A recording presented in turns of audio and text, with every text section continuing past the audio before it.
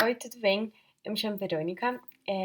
Eu vou fazer algumas aulinhas de Química Orgânica incentivada pelos meus amigos. Eu sou uma estudante de graduação do curso de farmácia, então definitivamente não sou especialista em Química Orgânica, mas eu fui muito bem nessa matéria. Muitos amigos meus tiveram muita dificuldade com o quão rápido a matéria foi dada e tal, e como eu fui muito bem e eu gostava muito do tema, eu resolvi fazer esses vídeos e tal, pensando nas próximas pessoas que vão ter essa matéria e pensando muito no fato de que eu usei muito a internet para me ajudar a estudar, mas não tinha nenhum vídeo em português de nenhum criador de conteúdo de ciência em português. Então, enfim, vou tentar fazer esses vídeos 100% com base nos meus resumos, nos livros que eu li, nos exercícios que eu fiz e tentar, enfim, ser o mais didática possível, porque eu tenho muitos amigos que ficaram completamente traumatizados com a experiência e eu não quero que ninguém fique traumatizado, porque eu, pelo menos, gostei muito da disciplina, das duas, né, um e 2, mas esse vai ser principalmente focado na 2, porque eu acho que a um as pessoas levam mais tranquilamente, já a 2 é um pouco mais difícil, foi muito mais difícil pra mim, com certeza,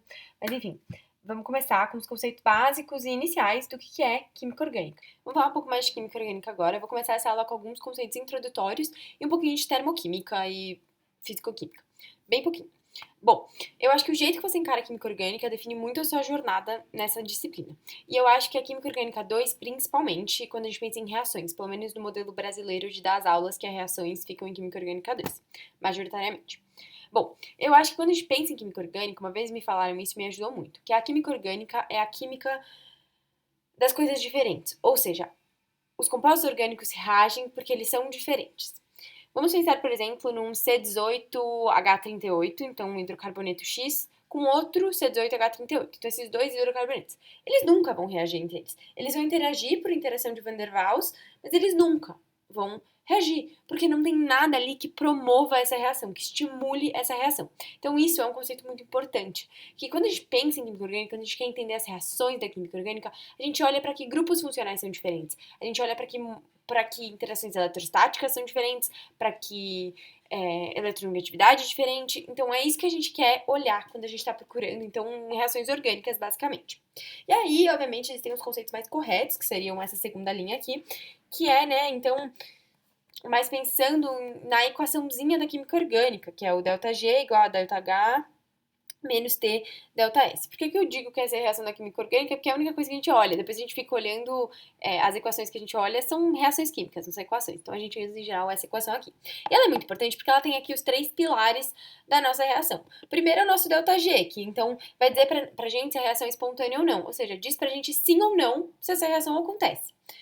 E aí a gente tem o ΔH. O ΔH, ele vai dizer pra gente se tem energia suficiente. E a gente sabe que a questão de energia suficiente é um pilar das reações orgânicas. E depois a gente tem um outro pilar, que é o ΔS, que é a orientação correta. Então, com esses três pilares, a gente consegue entender por que as coisas reagem.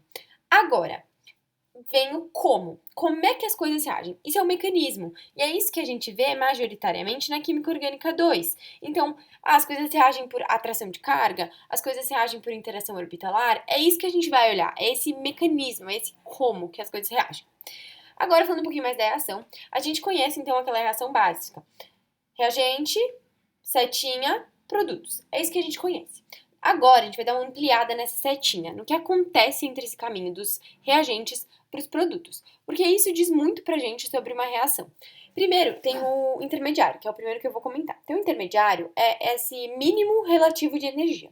Por que eu digo mínimo relativo? Porque ele não vai ser o mínimo mínimo de energia, porque o mínimo mínimo de energia é o produto, porque né, as coisas tendem para o mínimo de energia. É o meu mínimo de energia que não é o meu menor mínimo, se isso fez sentido. Então, ele é um intermediário, é o que se forma ali naquele caminho para lá. É nesse caminho, qualquer coisa de menor energia que eu tenho até eu virar o meu produto. Essa é a ideia. E o intermediário, ele vai ter, a gente diz, né, que ele vai ter um tempo mínimo de 10 a menos 12 segundos. Isso por quê? Porque esse é o tempo que a gente consegue detectar uma vibração molecular com as nossas técnicas analíticas, basicamente. É isso que a gente tem para detectar. Então, a gente diz que o intermediário é uma molécula de verdade, porque ele vibra. Ele tem que ter uma vibração inteira pra gente detectar.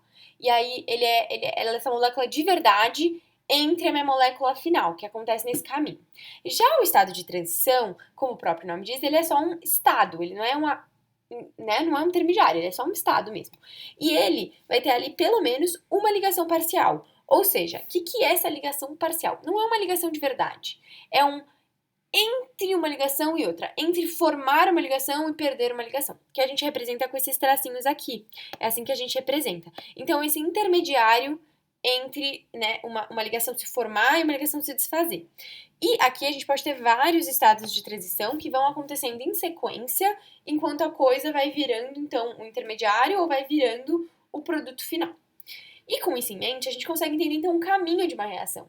Então, tem os reagentes, eles começam a interagir no estado de transição, eles formam um intermediário e depois eles efetivamente formam um produto que vai ter a menor energia de todas. E aí, com esses conceitos em mente, vem aqui um outro conceito que é bem interessante quando a gente pensa nos tipos de reação, porque a gente tem que classificar essas reações quando a gente vai estudar Química Orgânica 2.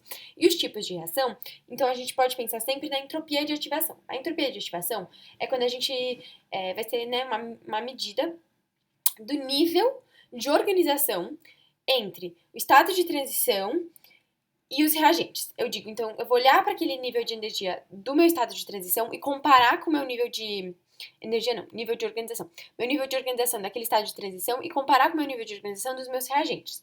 Então, se eu estiver desorganizando, né, se eu fui, por exemplo, aqui de A ligado a B, que é esse nosso segundo exemplo, para um A tracinho B, eu desorganizei, certo? Então isso aqui aumentou minha entropia, porque minha entropia sempre quer aumentar, né? A bagunça sempre domina.